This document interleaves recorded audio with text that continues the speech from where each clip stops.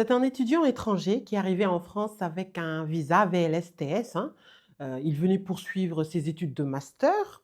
Il a réussi donc son année de master, il a sollicité, le renouvellement de son titre de séjour, voilà, son visa.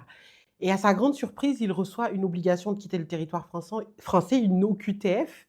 À la lecture de l'OQTF, on se rend compte que son visa avait été annulé par le consulat, qui n'était plus valide. On fait le recours devant le tribunal administratif et qu'est-ce qu'on découvre? Que, lors du dépôt du visa, il avait déposé une attestation de ressources, de fonds, donc pour son année d'études, et qu'il se trouve qu'il y avait un grand réseau, dans son pays de fausses attestations de ressources délivrées par, un employé de la banque d'une banque, et donc il en avait bénéficié et que toutes les personnes qui avaient eu un visa, avec cette attestation se sont vues annuler les refus de visa. Donc ça s'est passé.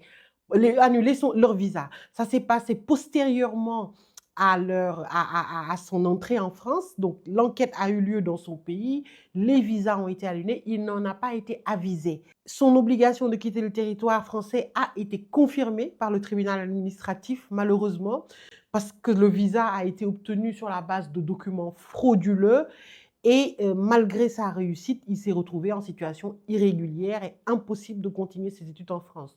Donc vous vous rendez compte à quel point la fraude peut être nuisible pour un étudiant, un étranger, et que l'administration dispose de moyens pour reconnaître les documents frauduleux, les documents véridiques, surtout maintenant.